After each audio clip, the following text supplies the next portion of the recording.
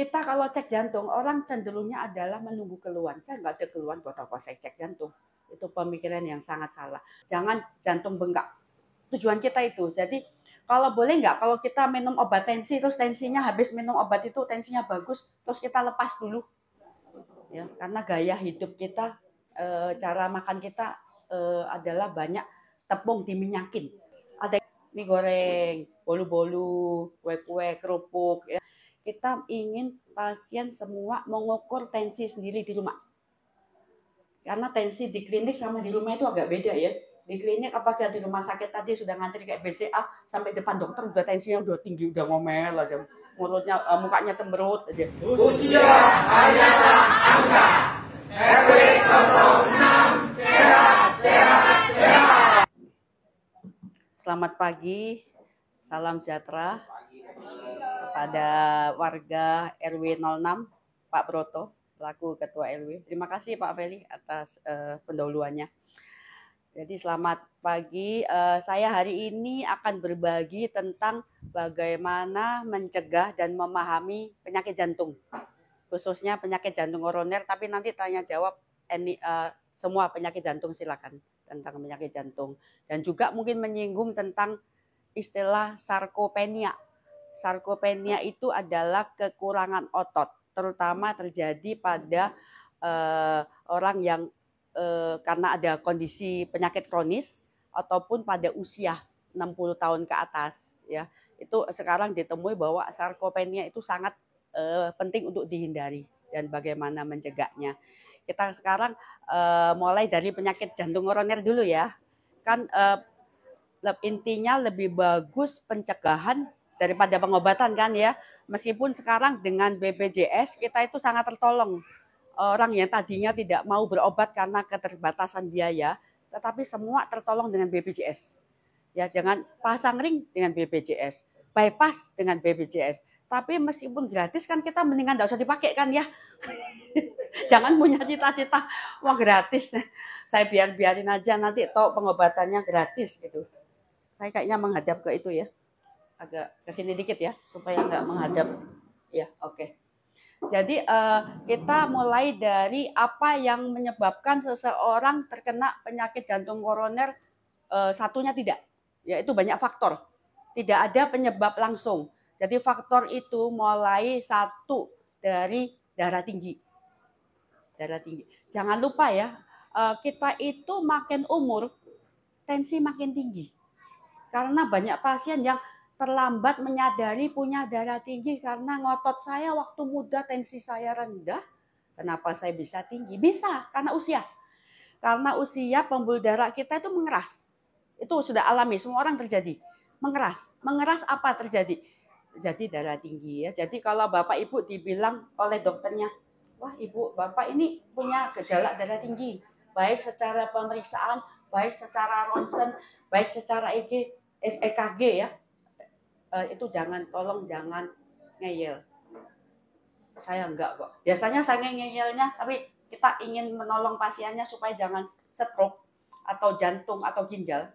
Darah tinggi itu 3 ya. Darah tinggi itu adalah penyakit yang tidak bisa disembuhkan, tetapi bisa dikendalikan. Tujuan kita bukan hanya menurunkan tensi, tapi mencegah jangan stroke, jangan cuci darah ginjal, jangan jantung bengkak.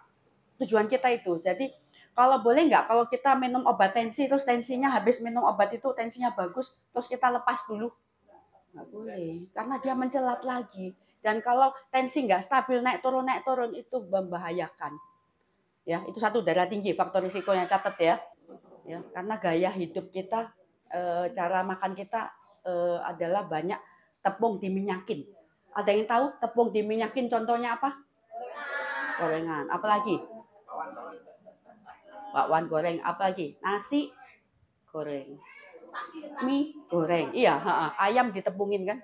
Tapi ayam itu masih oke lah Bu. Dia protein kan. Yang susah itu tepung diminyakin. Mie goreng, bolu-bolu, kue-kue, kerupuk ya. Itu boleh sesekali, bukan tidak boleh sama sekali ya. Tetapi jangan membuat menu harian. Ya, jangan menu harian ya. Itu jangan lupa ibu-ibu sekarang kolesterolnya lebih tinggi loh dari bapak-bapak. Ngemil. Iya, itu. Kolesterol itu. Terus kolesterol itu kita ngobatinya selalu berdebat. Pasien bilang, saya minum obat kolesterol LDL saya bagus kok. Saya stop. Salah nggak? Salah. Kolesterol itu sama dengan hipertensi. Tidak bisa disembuhkan. Tetapi bisa dikendalikan. Ya, kita makin umur, metabolisme kita makin kacau. Kalau kita dulu masih sekolah aktif, mungkin kolesterol kita kurang karena kita makan kolesterol tapi banyak lari-larinya. Kalau sekarang kita makin umur kan makin anteng ya, kita kan berarti makin anteng, duduk lebih tahan lama. Kalau anak mana bisa duduk tahan lama, banyak aktivitas. Jangan lupa metabolisme kita untuk umur 50-60, saya bilang, Bapak ini minum obat kolesterol aja hitung-hitung terus, diimut-imut, dikurangi dosis banget. Bapak ini obatnya terlalu imut untuk Bapak. Bapak itu tahu kan Bapak bukan ABG lagi. Kadang-kadang orang nggak sadar, dipikir badannya seperti ABG terus. Itu yang kita harus sadar. Udah 2 ini ya. 3, kencing manis. Nah, kencing manis ini juga sering kelumputan. Sudah parah.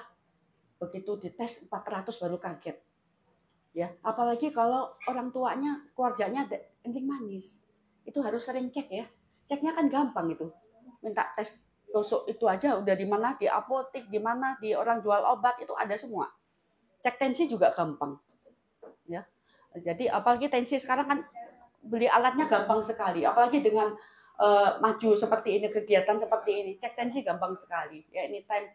Tapi ingat ya, cek tensi harus tenang dulu, jangan banyak bicara dulu, diam dulu sebentar baru tensi. Itu mendapatkan tensi dalam kondisi istirahat. Kalau tensi dalam kondisi olahraga itu kurang dapat dipercaya. Ya, tensi. Makanya kita sekarang dari Perhimpunan Hipertensi Indonesia, kebetulan saya salah satu wakil ketuanya, kita ingin pasien semua mengukur tensi sendiri di rumah. Karena tensi di klinik sama di rumah itu agak beda ya. Di klinik apakah di rumah sakit tadi sudah ngantri kayak BCA sampai depan dokter udah tensinya udah tinggi, udah ngomel aja. Mulutnya, mukanya cemberut aja. Udah lain itu tensinya. Mendingan tensi di rumah. Ya, bangun tidur, pipis dulu sebelum makan, sebelum mandi, tensi. Ya, tapi kalau sambil ngomelin anak-anak nggak bisa naik. Ya harus santai dulu. Apa tadi tensi, kencing manis, kolesterol, merokok. Ya, tapi kita lihat merokok kayaknya sudah mulai berkurangnya di tempat-tempat umum ya. Ya kalau di rumah mohon jangan merokok di dalam rumah ya, di luar kalau bisa kurangi rokok. Terus 5 aktivitas. Kayak tadi saya senang sekali saya lihat ibu-ibu olahraga. Ini kok nggak ada bapaknya tadi ya? Bapaknya kemana? Oh, tenis meja. Oke. Olahraga itu yang paling baik adalah berkelompok. Karena saling panggil-panggilan. Ya, jadi saya kalau biarpun pasien sudah serangan jantung, sudah operasi jantung, saya tetap anjur olahraga tetap harus. Cuma tingkat olahraganya disesuaikan sama kondisi. Apalagi olahraga berkelompok harus. Kalau sendirian itu biasanya bosan. Nanti alasannya, Pak olahraganya berapa kali? Kadang-kadang kenapa hujan? Nanti malas bangun. Banyak banget alasannya. Ya. Alasannya banyak banget ya. Jadi aktivitas itu mempunyai beberapa keuntungan. 1, menghindari kegemukan. Ya. 2, menghindari sarkopenia tadi itu. Sarkopenia, nanti coba Google masing-masing. Sarkopenia, ya, sarcopenia tulisannya. Itu pada usia 50 tahun ke atas itu sangat penting. Ya, kita itu kadang-kadang kita lupa kalau kita gerak gini, itu bukan peran tulang saja. Orang kan cenderung memperhatikan tulang. Otot jangan lupa. Tulang itu kan untuk kita tegak, tapi yang membelakan tulang itu siapa? Otot. Kalau kita makin orang tua kita larang-larang olahraga, dia makin lama makin membutuhkan. Berdiri aja harus dipegangin. Duduk ke berdiri, jalan harus dipegangin. Itu kemunduran. Dan cepat membuat dia demensia. Ya, jadi kita sarkopenia itu adalah musuh kita, musuh usia. Kita jangan menjadi sarkopenia ya. Nanti coba dibaca. Terus apa lagi? Ada 1 yang tidak bisa dihindari. Faktor keturunan. Kalau kita mempunyai orang tua, bapak, ibu, dan saudara kandung ya, itu mempunyai sakit jantung atau stroke, hati-hati. Kita 40 tahun sudah harus waspada. Sudah harus cek. Ya. kita kalau cek jantung, orang cenderungnya adalah menunggu keluhan. Saya nggak ada keluhan, buat apa saya cek jantung? Itu pemikiran yang sangat salah. Kalau kita sudah ada keluhan, atau EKG kita sudah jelek, atau treadmill kita sudah jelek, terlambat. Ya, itu biasanya kerusakan koronernya sudah luas sekali. Makanya sekarang angka bypass di Indonesia sejak ada BPJS sangat tinggi. Antriannya sangat tinggi. Karena orang begitu berobat karena keluhan, udah percuma, sudah harus bypass ya. Tapi bypass juga langkah yang sangat bagus ya. Tapi kita masa kepengen sih di bypass? Nggak kepingin kan ya, lebih baik pencegahan lebih bagus ya. Jadi ingat ya, cek jantung jangan nunggu keluhan ya. Seperti darah tinggi minum obat nunggu keluhan sakit kepala, salah. Karena darah tinggi itu disebut sebagai silent killer. Silent killer itu apa? Pembunuh yang diam-diam tanpa keluhan. Kadang-kadang ada orang tensinya tinggi bikin sakit.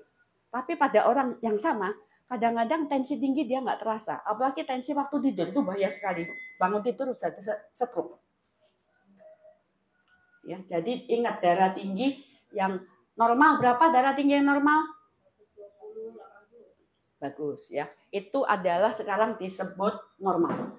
Ada yang lagi disebut nominal, optimal. Optimal itu lebih bagus dari normal. Berapa kira-kira? 110/70. 110/70. Jadi kalau Bapak Ibu pasien saya itu sering saya kasih tensi. Bulan depan datang lagi heboh. Dok, saya stop obat tensi saya. Kenapa? Tensi saya rendah sekali di rumah. Repot. Jadi saya lama praktek tadi antrian sampai BCA itu bukan apa-apa. Satu pasien itu setengah jam, 1 jam. Edukasi. Kadang-kadang saya sampai udah mulutnya capek asisten saya. Kamu edukasikan dia. Capek. Yang bandel-bandel ngurus sendiri itu. Jadi ingat ya, kita ngasih obat tensi, itu tujuannya, satu, tensinya harus sesuai target. Tapi tujuan lebih besar adalah jangan stroke. Jangan serangan jantung, jangan cuci darah. Tujuan kita cuma itu. Tapi malah curiga pasien. Dok, obat tensi ini buat merusak ginjal saya. Enggak ada. Obat tensi yang merusak ginjal sudah enggak beredar lagi. Enggak ada. Ya, semua obat adalah mencegah ginjal, bukan merusak ginjal. Ya, itu tolong sebarin ya, karena gara-gara hipertensi orang itu kasihan banget tuh. Ya, menjadi tidak produktif. Ya. Terus apalagi ya? Rokok sudah, ini sudah, sarkopenia sudah. Oh, tindakan. Kalau kita gejala pertamanya serangan jantung itu ada yang tahu? Dada sakit, ya. Terus keringat dingin, ya. Terus ada satu lagi yang lebih khas. Berdebar-debar bisa, pusing bisa. Ada satu yang paling khas. Ada